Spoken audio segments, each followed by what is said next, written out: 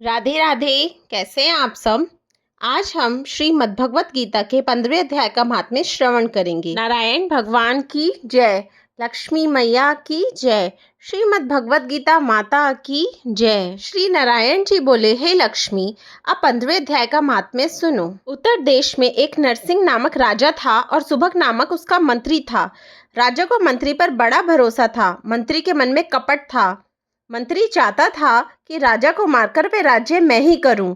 इस भांति कुछ काल व्यतीत हुआ। एक दिन मंत्री ने राजा को मार डाला और स्वयं राज्य करने लगा। समय पाकर मंत्री भी मारा गया।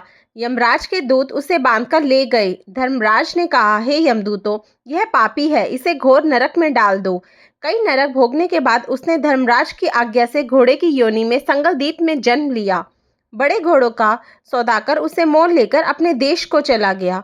चलते चलते अपने देश में आया, तब वहां के राजा ने सुना कि अमुक सौदागर बहुत घोड़े लाया है। तब राजा ने उसे बुलवाया। देख के घोड़े खरीदे, उस घोड़े को भी खरीदा। जब उस घोड़े को फेरा, तब उस राजा को देखकर उस घोड़े ने सिर फेर लिया। राजा ने कहा, क्या कारण है जो कि सर को फेरा। पंडितों ने कहा, हे राजन, इस घोड़े ने तुमको सिर निभाया है। राजा ने कहा, यह बात नहीं है। कई दिन पीछे राजा शिकार खेलने उसी घोड़े पर सवारी करके गया। वह घोड़ा जल्दी चलता था। राजा शिकार खेलता हुआ बहुत दूर चला गया। उस दिन राजा ने हाथों हाथ शिकार पकड़कर मारे। राजा बड़ा प्रसन्न हुआ। दोपहर हो गई। राजा को प्यास लगी। राजा ने उसी वन में एक साधु को कुटिया में बैठे देखा। पास ही एक तालाब जल से भरा देखा। राजा घोड़े को वृक्ष से बांधकर कुटिया में गया तो देखा कि साधु अपने पुत्र को गीता के 15वें अध्याय का पाठ सिखा रहा था। वृक्ष के पत्ते पर श्लोक लिख दिया और बालक से कह दिया कि खेलते फिरो और इसका कंठस्थ भी करो। जिस वृक्ष से राजा ने घोड़ा बांधा था, वह पत्ता लेकर उसी वृक्ष के नीचे श्लोक याद कर रहा था और खेल भी रहा था। उस पत्ते को घोड़े ने देखा तो तत्काल उसकी देह छूट गई। इतने में राजा पानी पीकर आया तो देखा कि घोड़ा मरा पड़ा है। राजा ने चिंतावान होकर कहा कि यह घोड़ा किसने मारा।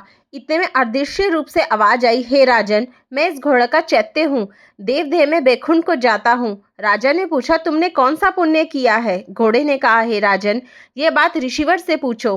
राजा ने मुनिवर से पूछा तो उन्होंने कहा, हे राजन, गीता के श्लोक लिखा पता इसके आगे पड़ा था। घोड़े ने अक्षर देखे, इस कारण घोड़े की गति हुई।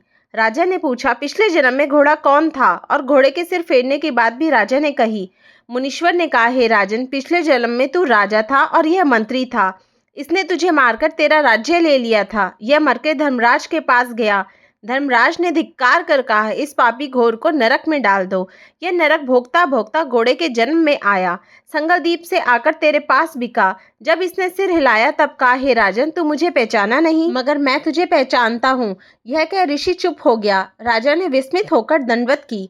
राजा भी श्री गीता जी के 15वें अध्याय का पाठ नृत्य करता था, जिसके प्रसाद से राजा भी परम गति का अधिकारी हुआ। इति श्री पद्म पुराणे सतीश्वर संवादे उत्तराखंडे गीता महात्म्ये नाम 15वां अध्याय समाप्त। नारायण भगवान की जय, लक्ष्मी मैया की जय, श्रीमद् भगवत गीता माता की जय। राधे राधे।